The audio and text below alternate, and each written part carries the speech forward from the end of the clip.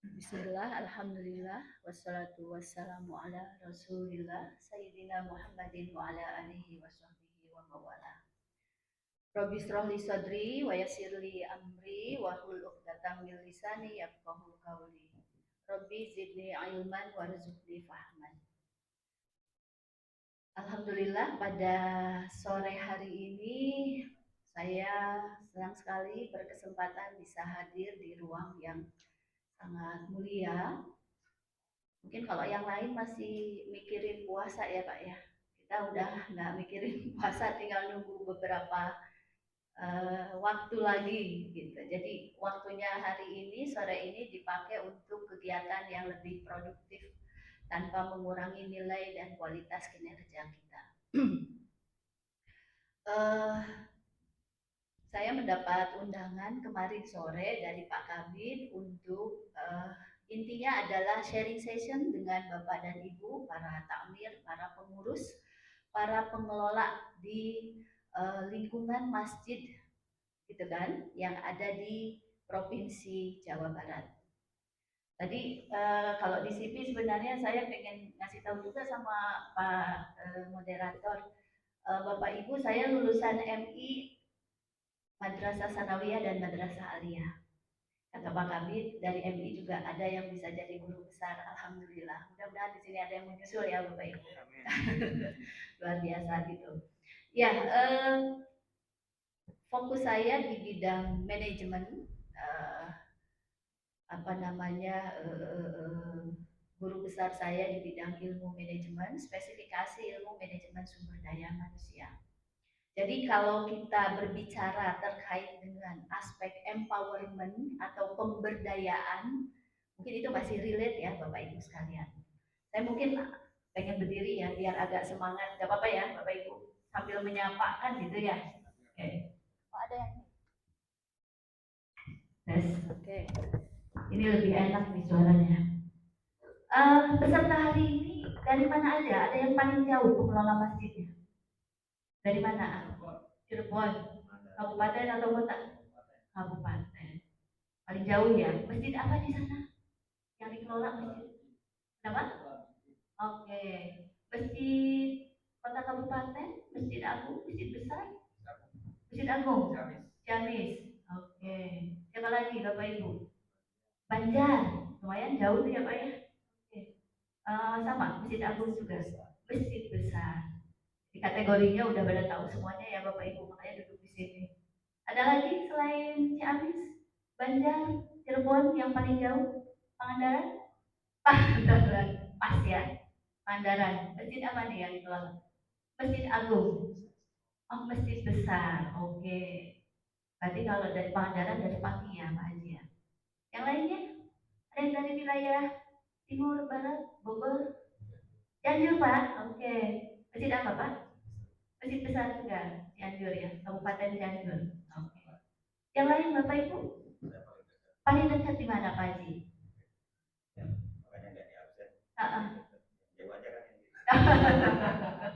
Nggak biar adil sekarang. Oke.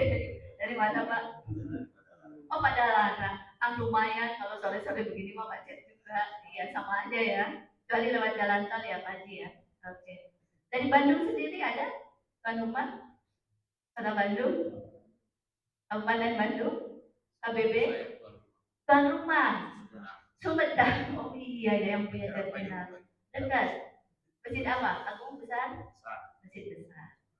Oke, kalau lihat di sini para pengelolanya, para takmirnya ini kelihatannya masih masih masuk generasi milenial ya. Soalnya kita masih punya mindset yang apa ya, masih harus ada mindset yang difixit, diperbaiki gitu. Kalau mengelola punten ya, mengelola masjid, mengelola koperasi, nah itu teh 11-12 biasanya gitu ya. Orang-orang tua sepuh punten ya, pensiunan, purnawirawan, purnabakti gitu kan, pensiunan Kementerian Agama gitu, diperdayakan ya Pak Haji ya, betul. Ya, amin, mendapat hidayah katanya. Oke, ya kelihatan di sini masih sangat punya apa namanya waktu gitu ya, untuk kita bisa saling berbagi, dilihat dari sisi generation juga nggak terlalu jauh. Artinya gini, dalam pengelolaan masjid di era sekarang ini kita menghadapi berbagai challenge, berbagai tantangan, termasuk juga peluang dan hambatannya. Saya dari sisi ilmu manajemen ingin melihat sejauh mana sih pengelolaan masjid-masjid besar di daerah-daerah. Karena itu satu bisa jadi aset ya Bapak Ibu. Oke. Yang kemarin agak sedikit viral itu kan yang di sebelah tetangga kita ini di sini di Cimincerang. Masjid apa namanya? Masjid Al Jabar ya. Oke. Kita nggak perlu lihat viralnya, tapi memang ada apa namanya sebuah bangunan gitu kan yang oke itu menjadi eh, inspirasi dan destinasi gitu. Ada berubah fungsi di sana. Fungsinya menjadi apa? Wisata atau wisata religi kan gitu ya bisa ditambahkan. Kenapa harus di situ aja? Kenapa di Cianjur enggak kan gitu? Kenapa di Ciamis enggak gitu kan? Sebelum nanti ke Pangandaran, sampai Pangandaran ada masjid lagi juga yang bagus yang bisa dikunjungi. Jadi orang tuh udah niat mau pengen berkunjung. Tidak hanya masjid-masjid dalam tanda kutip yang besar, megah, karena kita semua sepakat masjid ya ciri peradaban Islam, mau gak mau seperti itu. Oke, masjid tempat yang inklusif, modern. Konon katanya sekarang harus jauh lebih memberikan nuansa-nuansa baru gitu.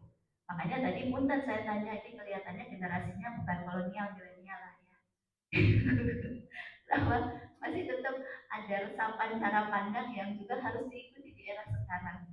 Kira-kira mengelola supaya bisa menghasilkan kan itu, memberdayakan, empowerment itu harus seperti apa? Dan berkelanjutan. Jadi harus harus sustain gitu. Kemudian juga melayani seluruh lapisan masyarakat. Mohon maaf di sini misalkan ada nama masjidnya, masjid ada nama ormasnya. Apa kita harus hindari? Enggak kan? Enggak. Sama aja diterima. Karena sifatnya apa? Inklusif gitu. Bahkan harus jadi semacam piloting buat kita. Kalau dia sukses mengelola, kenapa kita enggak? Kan gitu masalahnya. Sarana tempat ibadah yang nyaman ya tempat placing.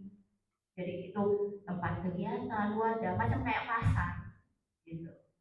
Jadi orang bertemu di sana, ada yang beribadah, beraktivitas ritual, ngobrol, mungkin termasuk di situ ada apa namanya sharing session, macam-macam kegiatannya. Pengembangan program pemberdayaan ekonomi dan sosial memakmurkan lingkungan.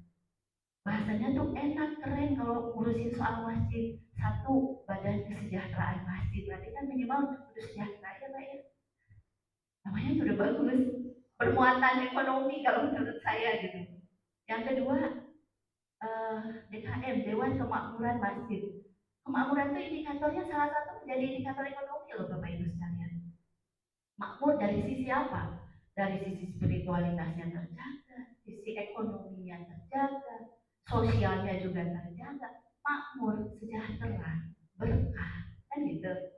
Ada nggak nuansa ekonominya? Ada, gitu. Kemakmuran, makmur itu kan relate-nya dengan makmur, kekayaannya, gemah limpah loji nauri, semua orang merasa berada dalam satu peran yang sama, dia memiliki kemampuan keberdayaan dalam hal minimal satu ekonomi. Gitu.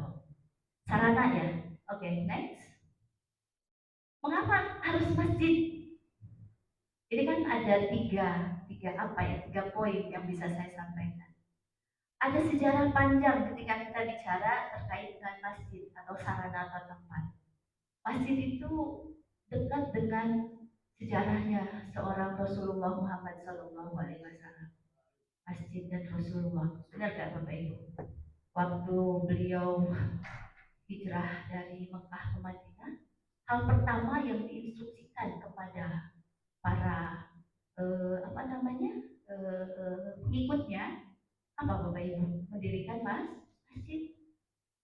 Karena dia tahu melalui masjid, karena beliau tahu melalui masjid berarti di situ ada hal-hal yang bisa dilakukan secara bersama-sama, gitu kan? Ketibaan hijrah dari Mekah, betul, menjadikan masjid sebagai pusat pengumpul penyalur itu yang mungkin dari awal kita tahu ada definisi masjid sebagai sebuah lembaga, salah satu yang paling banyak diminati aktivitasnya yaitu ngumpulin zakat, infak, sedekah dan wakaf, gitu ya. Kemudian lokasi pasar biasanya dekat dengan masjid ini dicontohkan oleh Rasulullah. Jadi kalau kita lihat sekarang ada pasar, ada masjid, apalagi di bulan Ramadan ditambah macet ya Bu Haji, aduh ya Allah gitu. Tapi kalau udah lihat masjidnya bagus, asal cuma bukan bagus luarnya aja, tapi juga di sana ada aktivitas ekonomi yang bisa digerakkan. Gitu. Jadi orang hanya mampir tidak hanya untuk beribadah secara apa namanya mahdoh, tapi juga ada bagian-bagian lainnya.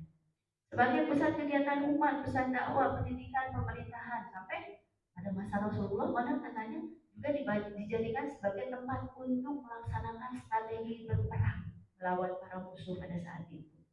Jadi itu multifunction kalau menurut saya, multi place, segala macam dibicarakan di masjid. Jadi tidak hanya bentukannya tempat, tapi juga ada nuansa ruh spiritual yang lain. Gitu. Karena itu yang dilakukan oleh Rasulullah. Kemudian masjid sekarang, gitu ya, trennya harus juga bisa memberikan potensi bagaimana ekonomi umat berkembang dari sana. Sentral aktivitas kehidupan umat, pengelolaan dana tabarus sosial kebaikan dengan tujuan menjaga keseimbangan kualitas hidup dari sisi keimanan, intelektualitas, ekonomi. Dulu waktu masa Rasulullah pindah dari Mekah ke Madinah, Masjid Nabawi itu ada satu tempat, satu lokasi, satu ruangan itu dibikin jadi ruang kuliah, ditampung di sana, gitu. Bahkan ada waktu itu juga cerita apa namanya menampung ini para korban perang. Nanti sampai sekarang masih ada ya, biasanya bencanaan juga ada ditampung di masjid seperti itu. Dibangun pasar Ansor sengaja untuk menghidupkan berbagai aktivitas gitu ya terkait dengan kemaslahatan keumatan. Nah sekarang ini situasinya sudah banyak berubah, tapi berubahnya di bagian mana? Masjid seperti apa? Kan itu. Nanti kita lihat, kita bongkar ya Bapak Ibu.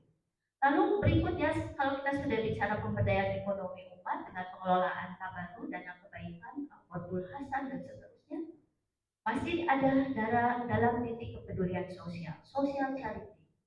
Gitu. Riwayat menyatakan eh, dalam sejarah disampaikan ternyata ada makna dan tujuannya. Yang namanya menara masjid itu dulu waktu awal dibikin itu untuk melihat apakah ada rumah yang tidak berasap atau berasap. Kalau tidak berasap berarti mana nanti ada nyamuk haji. Jadi kelihatan dari situ nggak pakai teropong. Kalau berasap berarti alhamdulillah warga di sekitar lingkungan Masjid Nabawi dalam kondisi bisa makan dan minum. Rasulullah kan begitu ya, cek satu-satu. Social awareness, kepedulian adalah bagian dari idaro, imaro, dan riayah masjid. Nah, itu bagian dari konsep prinsip dasar. Jadi kenapa harus bicara masjid? Ternyata masjid gak hanya sekedar rumah ibadah, tapi juga rumah umat seluruh manusia yang mengaku diri as a muslim. Sebagai orang yang memiliki kemampuan untuk memberdayakan diri secara ekonomi, sosial, dan kemasyarakatan. Di situ dilahirkan kepedulian sosial. Karena sudah dicontohkan, Rasulullah itu benar-benar contoh yang paling sejati, saya kira. Apapun bisa kita dapatkan tauladannya dari beliau bagaimana mengurusi masalah masjid, ekonomi, kemudian juga sosial. Pada saat itu juga banyak terjadi penaklukan wilayah, peperangan, tapi beliau masih bisa handle. Dengan satu kata, ayo berdayakan masjid. Di era itu cocok. Kita kan harus cari nih etika propetikanya yang dilakukan oleh Rasulullah karena masa itu memang cocok dengan apa yang dilakukan. Lalu kalau kita melakukan hal yang sama seperti Rasulullah masih bisa Bapak Ibu. Dalam rangka apa? Kalau kita ini sedang didera isu krisis kemanusiaan dan kemiskinan yang sangat rentan, bahkan miskin ekstrim, jangan. Adanya kan di kantong-kantong ya, daerah-daerah pinggir. Kota besar juga tidak menutup kemungkinan. tapi masjidnya bagus, tapi tidak bisa ikut dalam proses apa? Pemberdayaan ekonomi umat, kurang peduli. Berarti kan nggak nyambung seperti apa yang pernah dicontohkan oleh Rasulullah. Next. Lalu saya pengen tahu Bapak Ibu yang sudah kepikiran di sini, masjid besarnya atau masjid agungnya sudah melakukan apa kira-kira? Pak Haji dari Cianjur coba. Pemberdayaan ekonominya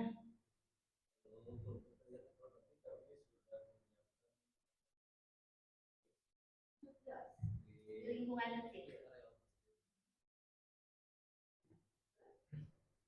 Nah, kita biar nggak ngantuk ya Pak ya. Dengan ngobrol seperti ini. Oke. Kebetulan kemarin kami alhamdulillah dapat juara 3 Ampera tingkat nasional. Kenapa bisa jadi juara ketiga? Mungkin perlu saya sampaikan juga bahwasanya kalau dari sarana dan prasarana yang menurut verifikasi dari Kementerian Pusat itu cukup memadai, karena Masjid Besar As-Salafiyah Kecamatan Pancet terintegrasi dengan di kesehatan, fasilitas umum, terus dengan lingkungan-lingkungan pendidikan dari mulai TK sampai SMA dan di lingkungan masjid kami. Jadi untuk pemberdayaan di ekonomi itu banyak menunjang di Masjid Besar Salafiyah. Aktivitas ekonomi masyarakat, kalau kami lebih cenderung ke sebuah industri kecil di Sumatera ini, karena untuk 7 kios itu memang untuk kebutuhan masjid per bulannya itu alhamdulillah. Tapi yang disampaikan oleh Pak Imam tadi, apakah masih ketergantungan kepada infak masjid? Kami masih, walaupun itu ada, karena untuk operasional masjid itu 1 bulan kami membutuhkan kurang lebih 20 juta. Apalagi kalau sekarang Ramadan itu bisa sampai 80 sampai 100 juta. Ya, gitu. Sudah ada contoh ya, ternyata hampir semua juga sudah melakukan pemberdayaan sebenarnya.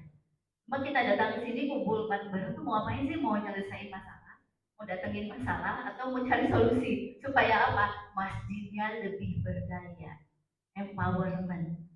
Jadi lebih mandiri. Kalau tadi masih tergantung sama siswa, gimana caranya supaya mandiri ya Pak ya? Mungkin ini jadi problem semua ya, minimal menjadi basic problem kita. Karena kita masih mengandalkan itu tadi, orang nitip di koropak masjid gitu ya. Yang kita kan nggak bisa juga tahu kapan itu poolnya, kapan ininya, nggak bisa diprediksi gitu kan. Itu hanya dana titipan saja. Alangkah lebih bagusnya kalau ada model pengelolaan yang lebih terstruktur, sistematis kan, menggunakan metode. Oke, nah saya pengen memasukkan berbagai jenis informasi kaitannya dengan kira-kira kalau kita mau mengelola sebuah ekonomi berbasis masjid, perlu nggak menggunakan teori dan ilmu? Saya kira perlu. Kenapa? Karena kita sudah punya basic basic prinsip dasarnya tuh sudah dipegang oleh kita para pengurus. Siapa? Kita punya jamaah, kita punya warga, kita punya lingkungan. Kebayang kalau masjidnya di kota besar, masjid masjid masjid apa tadi, masjid agung gitu ya, pengunjungnya berarti kan bisa dari mana aja. Masjid kecil aja di kecamatan, kalau musimnya bulan Ramadan pasti insya Allah penuh ya, minimal sampai Ramadan hari terakhir gitu, penuh ke tukang dagang. Mudah-mudahan ya terawihnya nggak berkurang gitu kan sampai ke saat terakhir gitu ya.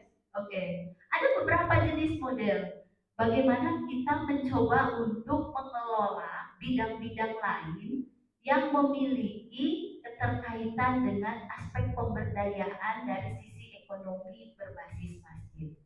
Karena itu tadi kata kuncinya satu, iya kita mengelola para jamaah. Ingat masjidnya bukan milik pengurus, milik jamaah. Gitu ya, perlu diluruskan gitu ya, milik para jamaah. Kalau jamaahnya sekecamatan ya berarti sekecamatan Bapak Ibu mengelola, bukan hanya orang yang datang aja. Artinya kan ada kepemilikan bersama gitu loh, itu yang harus kita lakukan. Pakai apa yang paling sederhana, bisnis apa sih kira-kira yang bisa dijalankan gitu. Di Jogja itu kan ada eh, piloting bisnis berbasis masjid ya, masjid sekalian.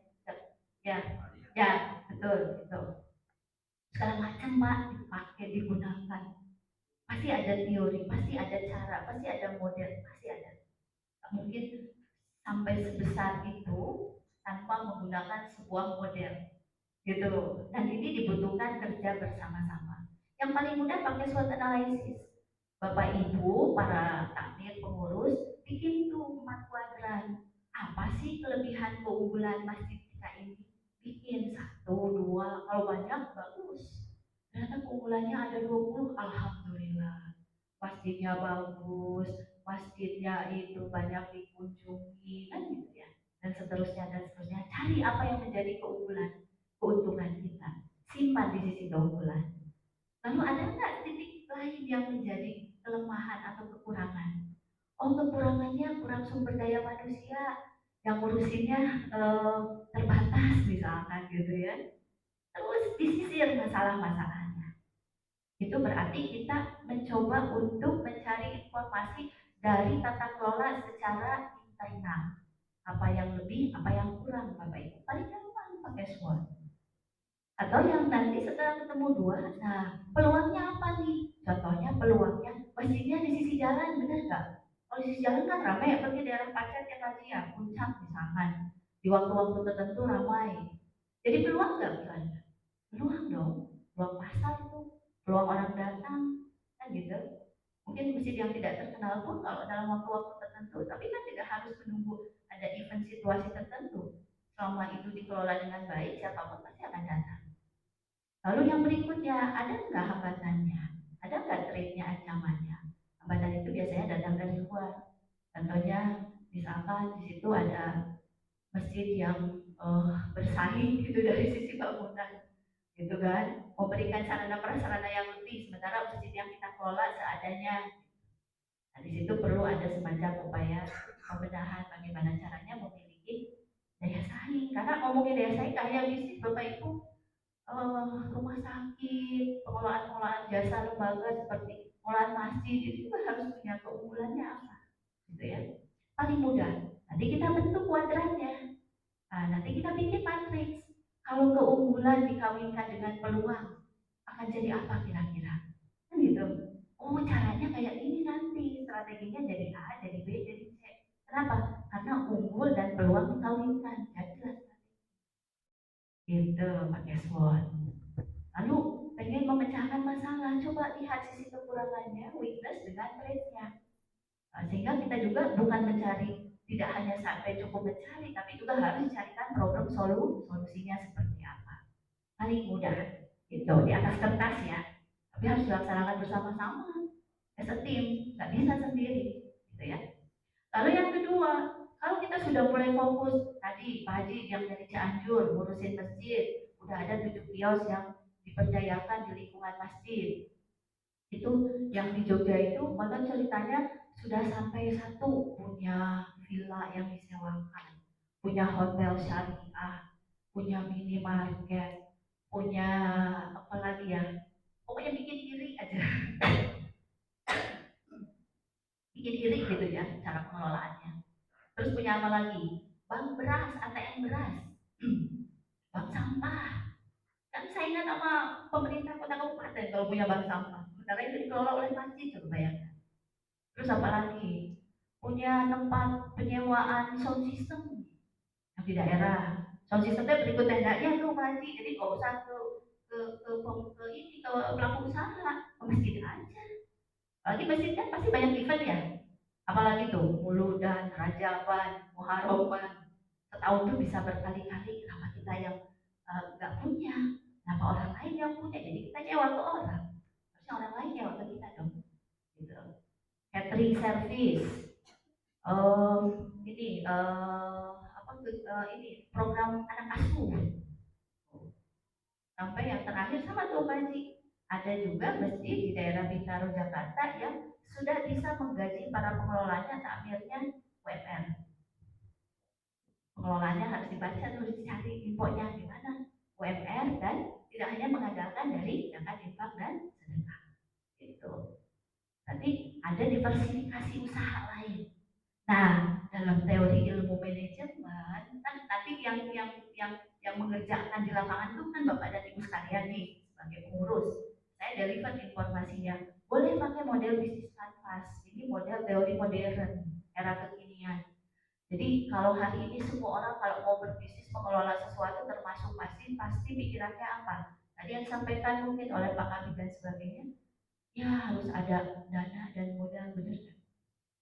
Untuk supaya menjadi besar, gitu kan? Pancing helata modal. Padahal kalau pakai bisnis model kanvas, modal itu atau budget itu nomor sekian, Bapak Ibu. Bisa jadi bukan nomor satu, gitu. Makanya agak sulit kita pelaku bisnis, pelaku usaha kalau ngomonginnya sulit modal, nggak jalan-jalan. Modal itu nggak harus secara material fisik, harus supporting material money, cuan, uang, modal kerjasama, modal networking, itu modal dan lebih berharga saya kira. Kenapa? Karena long lasting, lama perjalanannya. Kalau uang dinanain, dibajetin, ya kalau tidak tepat sasaran habis. Tinggal nunggu aja pertanggungjawabannya kan gitu. Bisnis model kanvas bisa dibahas nanti di next session berikutnya kan harus satu-satu gitu. Soalnya harus dimasukkan tuh apa yang menjadi problem di cascade, masalahnya, kelebihan keunggulannya, lahirnya dari mana? Dari analisa SWOT supaya apa kita bisa menempatkan satu-satu di 9 komponen tadi. Lalu yang ketiga ini juga mudah, cluster jenis bisnis, identifikasi jenis bisnis usaha apa yang Bapak Ibu bisa jalankan di tata kelola masjid yang memiliki kemampuan memberdayakan diri secara ekonomi. Gak bisa maksain kan? Ada kata kuncinya, ada satu, nanti ada di slide berikutnya. Minimal kita lihat apa sih yang dibutuhkan masyarakat di lingkungan kita. Jangan gagayaan, nyontek atau niru ATM dari tempat lain sementara tidak sesuai dengan kearifan lokal yang ada di lingkungan. Gak jadi Pak, pasti malah jadi berat gitu kan. Kok bisa ya di sini enggak? Berarti kita tidak melakukan analisis awal apa sebenarnya yang dibutuhkan oleh masyarakat di lingkungan sekitar masjid. Minimal itu kan yang disebut makmur. Minimal.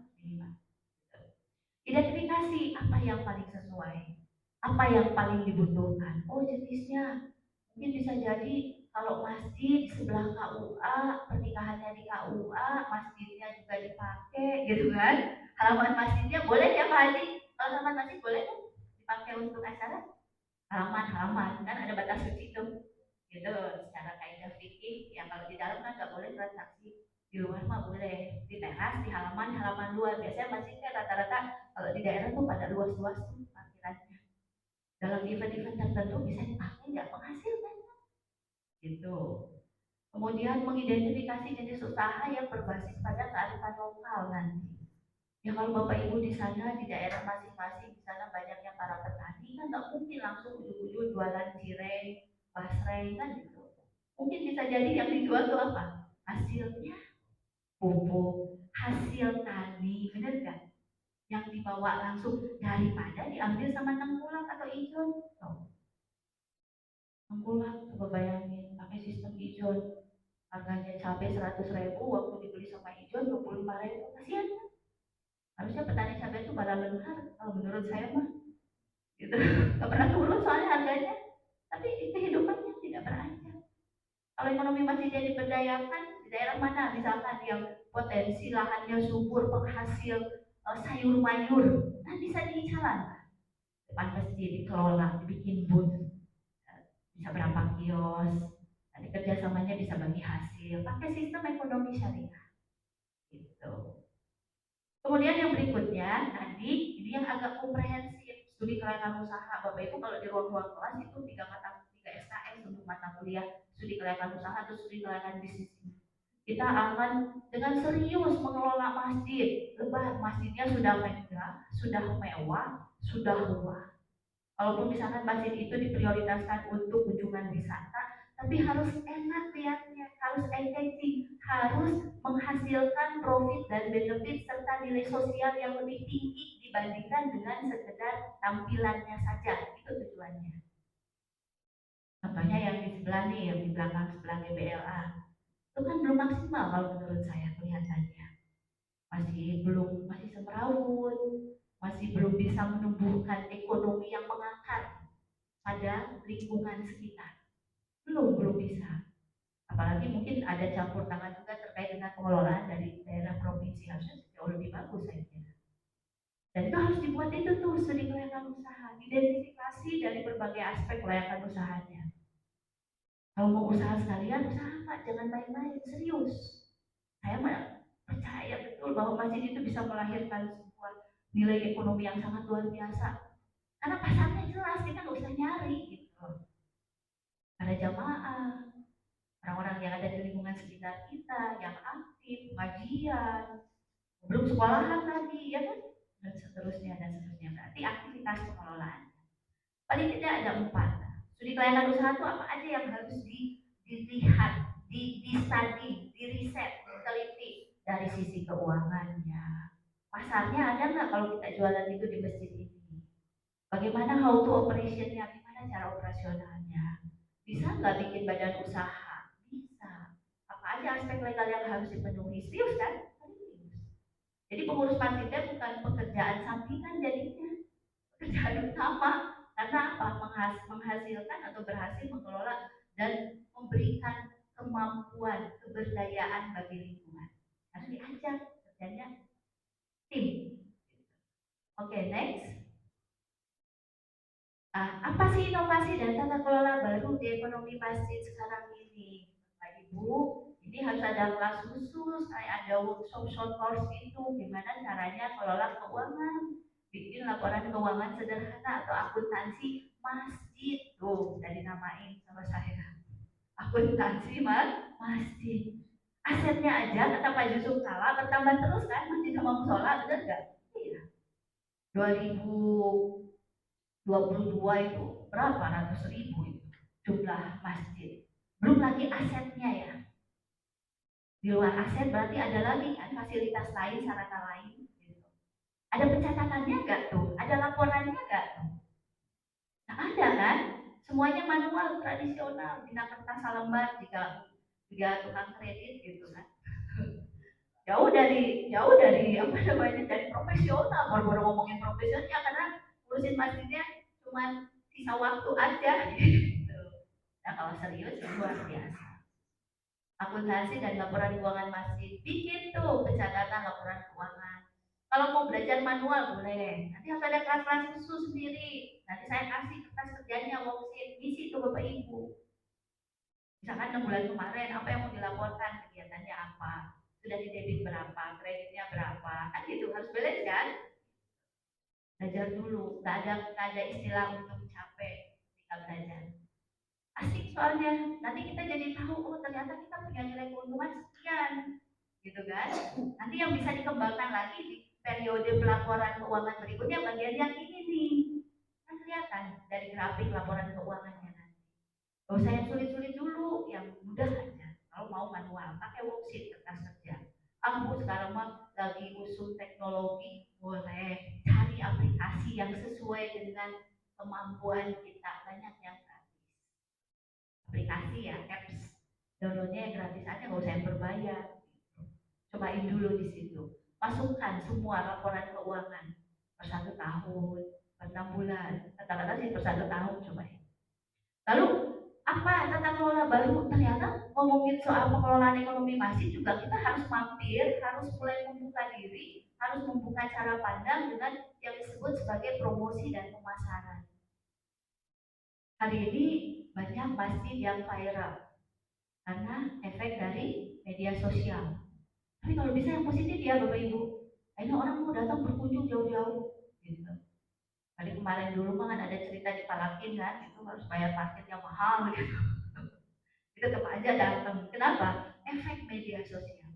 Emang boleh Bu? Ya boleh. Supaya apa? Kita ada kesamaan dari sisi pengelolaan. Apakah itu masjid yang kategorinya besar, menengah, atau kecil? Kan Bu masjidnya di daerah kecamatan, nggak apa-apa. Kenapa? Emang nggak bisa dipromosikan? Terkait dengan apa? Bidang ekonomi, kegiatan, pemberdayaan umat. Teknologi menjadi sarana di sini untuk peningkatan apa? Dakwah ekonomi. Kan dakwah itu macam-macam. Fokuskan Bapak Ibu di situ. Dakwah ekonomi masjid itu seperti apa? Gunakan sarana promosi. Branding itu sekarang lagi naik daun, gitu kan?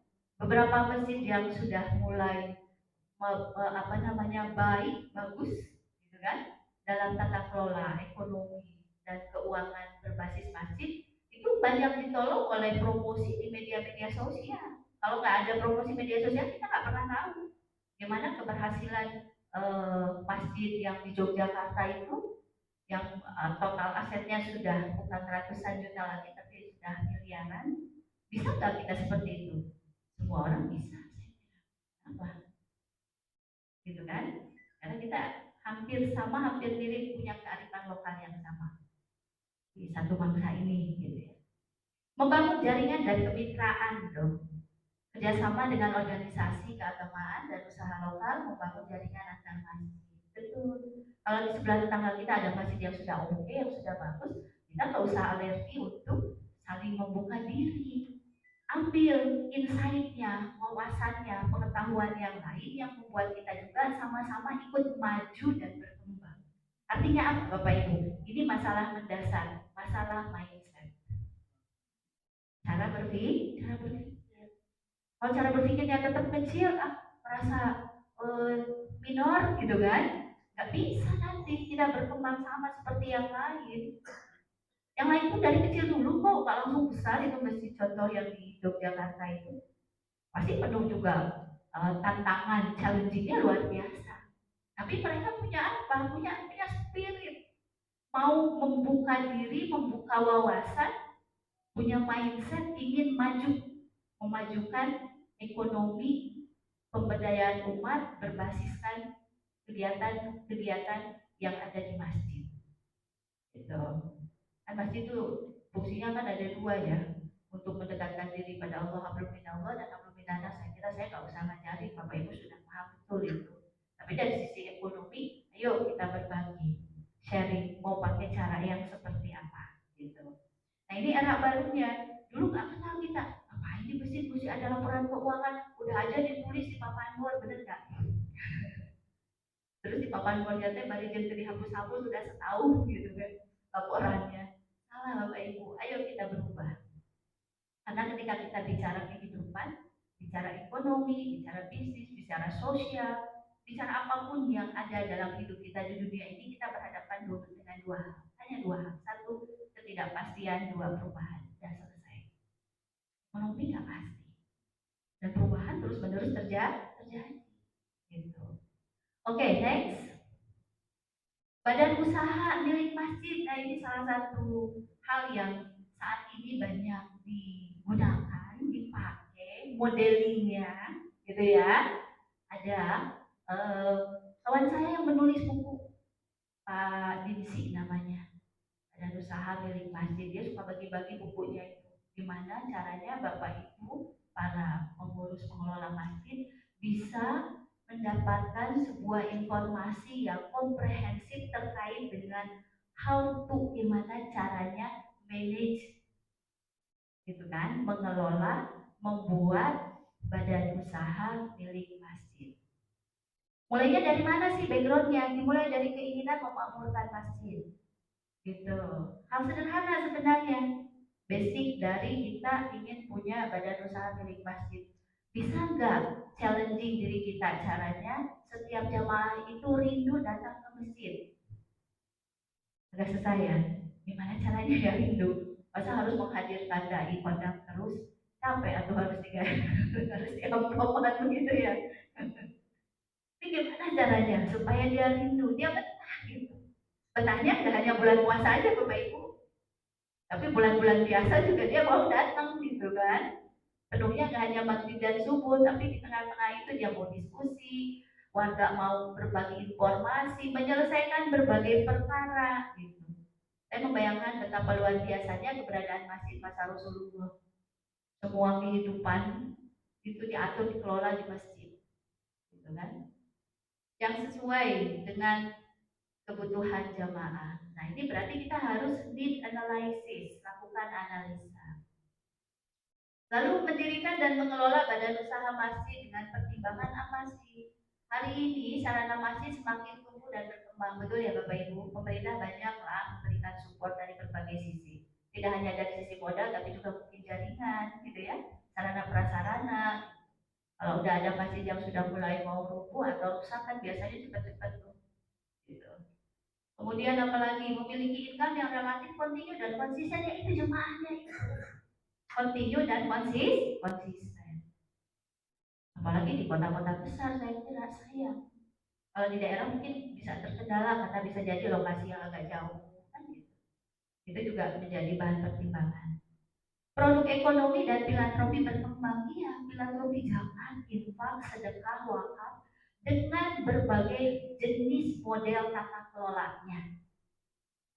Tidak hanya kalau kita bicara zakat ada mustahik 9. Tapi dari sisi filantropi yang lain, kaitannya dengan akses pada keadilan sosial ekonomi, itu bisa kita berdayakan sangat-sangat maksimal. Sekarang mau memberdayakan wakaf dalam tata kelolanya mau seperti apa sih? Kan itu bisa tuh, bisa diinovasikan gitu kan. Proses atau model pemberdayaannya. Lalu realisasi program melalui badan usaha milik masjid, nah, itu contohnya ada ATM beras, itu di beberapa sudah dicontek tuh di ATM kan. Awalnya dari Jogja, kemudian merambah ke beberapa wilayah. ATM beras, kampung Ramadan, hotel syariah, penginapan murah, klinik masjid, sewa gedung di Jogo harian gitu ya. Lalu pembentukan badan usaha masjid dimulai dari apa Bapak Ibu? Nggak bisa langsung ujuk-ujuk. Pertama sosialisasi dulu, sosialisasi, edukasi, kemudian eh, kita benchmark dulu biasanya, kunjung ya, studi banding gitu kan, ke tempat-tempat yang memang sudah sukses dalam hal piloting bisnisnya. Kemudian musyawarah pendirian usaha, tata cara dan pilihan bidang usaha. Next, masih ada? Oke. Nah, ini mungkin bagian lain yang masih ada kaitannya. Para pengelola, para pengurus takmir dan para pengelola harus punya kemampuan, harus punya mindset cara pandangnya apa? Entrepreneurial mindset. Berjiwa entrepreneur. Karena entrepreneur itu bukan pilihan. Entrepreneur itu menurut saya adalah cara pandang, cara berpikir. Karena kita masih dapat pekerjaan tetap, Pak. Lain waktu pekerjaan tetap kita hilang, kita mau ngerjain apa? Ah, saya sudahlah kerja seadanya jadi tukang dagang. Jangan dianggap hanya seadanya, Pak. Itu adalah pekerjaan. Termasuk juga ini. Jadikan mindset untuk kita mampu menggerakkan ekonomi umat melalui pemberdayaan masjid. Apa yang harus dimiliki Bapak Ibu, para pengelola, para pengurus, para takmir di sini? Percaya diri, self confidence-nya harus tinggi. Bu, Pak, kan saya mah mengelola masjidnya masjid kecil, nggak kayak masjid besar, modal besar. Nggak boleh punya low confidence, harus high confidence, harus self confidence. Bahwa kita sudah difasilitasi nih oleh negara, dibikinkan masjid. Lalu gimana cara memberdayakannya? Ayo, berdayakan diri dengan mengubah cara mindset kita. Bahwa masjid tidak hanya sekedar tempat untuk beribadah, walaupun itu adalah hal yang utama, tapi ada hal yang lain yang lebih bisa kita ambil manfaatnya. Tuh. Lalu mampu memanfaatkan peluang dan merencanakan kegiatan. Jadi tadi pakai SWOT analysis, kalau keunggulan sama peluangnya banyak, berarti dipastikan kita bisa membuat sebuah strategi baru supaya ini bisa sukses dalam konteks pemberdayaan ekonomi. Tapi kalau mikirnya, wah banyak kekurangannya, unggulannya cuma 5, kekurangannya 10, ya kita udah mundur duluan, nggak confidence berarti. Karena ini kan kerjanya harus seimbang antara kemampuan pemahaman dengan cara berpikir. Kemudian kreatif dan semangat tinggi. Jadi kalau ada yang lain sudah lebih maju dan berkembang, dijadikan kawan. Kita belajar apa yang bisa kita lakukan. Raih itu yang namanya peluang-peluang dan potensi ekonomi yang bisa dikelola oleh masjid di daerah Bapak dan Ibu sekalian. Jadi nggak bisa juga disamakan antara di Joko yang tadi di Jogja gitu ya. Oke, dengan di tempat Bapak Ibu yang ada di Sumedang, yang ada di Bogor, yang ada di Pangandaran pasti berbeda. Pangandaran mungkin lebih ke kasih laut ya, mungkin ya karena kan dekat dengan laut misalkan gitu ya. Bisa nggak tuh pemberdayaan ekonominya, memberdayakan para nelayan di sana kan gitu. Diajak sholat juga sebelumnya gitu. Oke. Kemudian dapat kerjasama dengan orang lain. With a team. Yang ada hari ini tuh super team, bukan Superman. Superman mah di dalam film ya. Oke. Ah bisa sendiri. Banyak nggak pakai nggak bisa Bapak Ibu. Karena pengelolaan bisnis itu harus bekerja bersama-sama. Cooperation. Nanti bentuk badan usaha milik masjidnya macam-macam ya Bapak Ibu. Bisa bikin operasi syariah, BMT, unit usaha syariah, US gitu ya. Kemudian apalagi apa namanya penyelenggaraan mikro keuangan syariah gitu. Banyak banyak banyak modelnya. Dan sudah berbadan hukum, berbadan usaha, artinya legalitasnya juga dapat terpenuhi. Dan kita aman dan kita nyaman kalau sudah berbentuk badan usaha dan berbadan hukum. Lalu jiwa kepemimpinan, everybody is a leadership. Watak kepribadian sikap yang baik, memiliki tanggung jawab yang tinggi, ya harus tanggung jawab sebagai pengurus pengelola. Tanggung jawab kita kepada siapa? Ya kepada yang memiliki hidup dan kepada jemaah, gitu kan? Iya, karena mereka pasar kita, jadi kita tanggung jawab sama mereka. Memiliki tanggung jawab dan yang terakhir takwa dan beriman. Masih ada Pak? Oke, nah ini badan usaha milik masjid contoh-contohnya. Itu MRBJ itu Masjid Raya Bintaro Jakarta. Memiliki badan usaha milik masjid berupa unit usaha kafe kopi sepanjang waktu. Punya freshman. Jadi tong ke Alfamart, Indomaret wae Pak. Masjid juga kalau ada bikin mutakin mart gitu. Musola apa namanya pakai mart gitu. Kalau di pesantren mah udah banyak ya, udah biasa. Ini kita bicara masjidnya, masjid umum gitu ya. Kelola.